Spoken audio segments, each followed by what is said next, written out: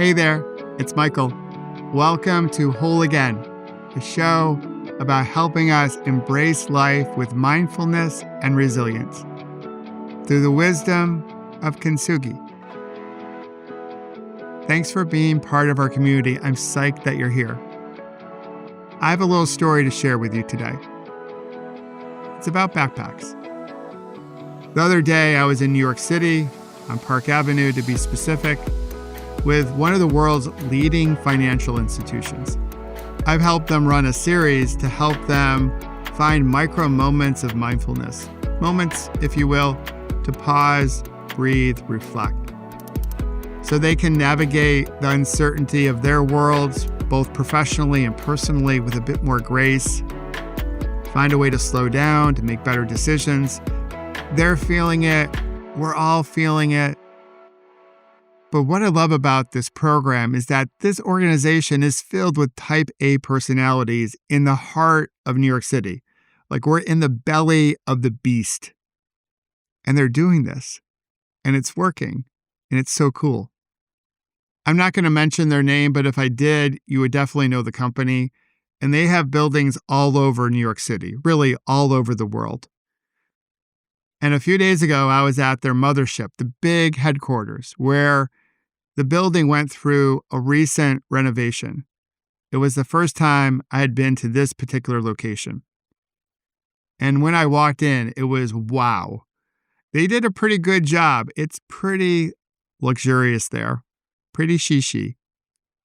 And security, as they say up in Boston, was wicked tight. I could not just skip up to the 36th floor where our program was being held. I needed an escort. And let me just say, when I got to the 36th floor, whoa, a spectacular view of New Jersey, which I know sounds a bit odd to pair the word spectacular with New Jersey, but it was a view. And New Jersey gets a bad rap. I've been here close to 30 years, and the state has a lot going for it. So I don't like to hate on Jersey. But the view was spectacular. So I waited in the lobby with others before I could be escorted up. And a few chairs down from me was a guy. He looked like a fresh MBA in a great suit. He had his portfolio, which I'm sure had clean copies of his resume. He had all the vibes of, I really want this job. I'm nervous about this interview. He was also pretty tall, so he sat a bit awkward in his chair. And then the guy that I think was his first interview came down to escort him up. He grabbed his portfolio and he grabbed his backpack, a black backpack. Wasn't too big, certainly not as bright and as big as the orange backpack I brought into the company. I didn't notice it at first when he was there sitting down, but I certainly noticed it when he walked away. Now, if you know my story, you know I have a thing for backpacks. I talk about emptying your backpack all the time.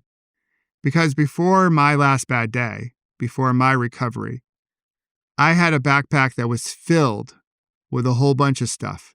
Some of it was good. Some things we put in our backpack can be very useful. But I put a whole bunch of stuff in there through my childhood, through my teenage years, through college, through my early professional life that weren't all that helpful. When I first started putting my figurative rocks in my figurative backpack, it was no big deal. It wasn't that heavy. But over time, let me tell you, that thing weighed a ton. But I carried it around with me because I didn't know any other way. I didn't know how to process my stress. I didn't know how to get in touch with my emotions and my feelings. When something came up that was stressful, or it would hurt, or I was disappointed or angry or sad or embarrassed or felt shame, I didn't know what to do. So I just picked up the rock and said I would deal with it later, and I put the rock in my backpack. And I would carry it around with me everywhere I went. We all seem to walk around with a backpack. But the thing is, prior to my last bad day, I never noticed anyone else's backpack. I wasn't all that empathetic. I was just trying to do my thing. I was trying to figure life out, just trying to get ahead, trying to survive, try to do the right thing. I really didn't know what I was doing. I had no solid foundation whatsoever.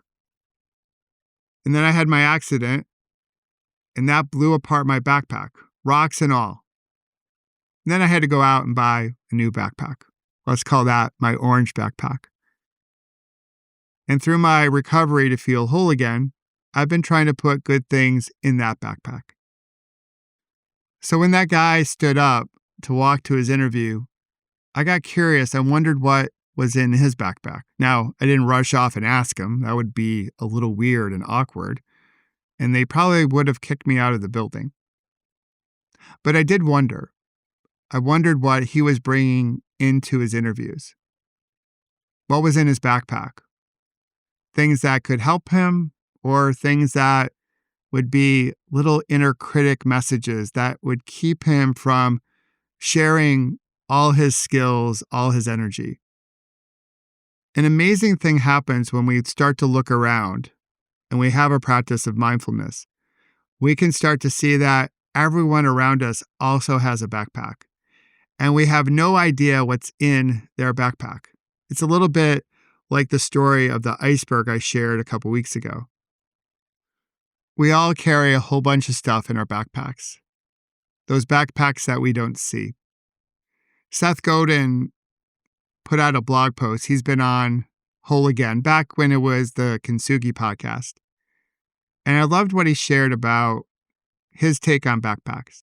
And I would love to share the last sentence from his blog post with you because I think it can help us in today's times when we feel so divided, when everything is moving so quickly.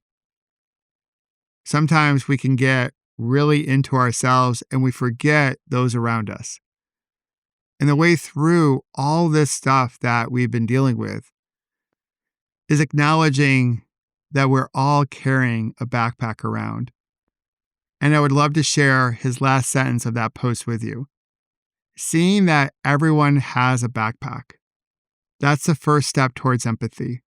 Realizing that everyone else has a backpack and that it's different from yours. How true is that? The backpack you carry around with you is much different than mine. And it's much different from that guy who was coming in to do some interviews, which I hope he got the job if it's the job that he wanted to get. But when we pause, take a breath, and reflect, we have a better opportunity to hear and see and appreciate each other more. Appreciate that we're all carrying stuff. And maybe that's the first step we can take to soften our stance. When someone doesn't show up the way we want them to, or the way that is consistent with the way that we want to show up. We all show up differently because we all have different stuff in our backpack. And that makes us incredibly human. It's part of our kintsugi, in a way. And if we can see that, or when we see that, we can offer each other a bit more grace and compassion. And maybe that's a way, as a society, we can start to take a step towards feeling whole again.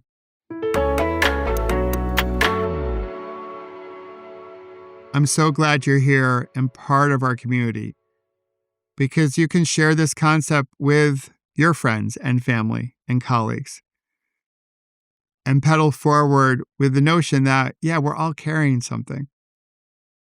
And if we can give people the benefit of the doubt, or at least assume at first good intentions, maybe that's our pathway to greater connection. If you haven't yet signed up for my free supportive text messages that I send out a few times during the week, you still can do so. All you have to do is text whole again to 866-612-4604, and I'll set you up.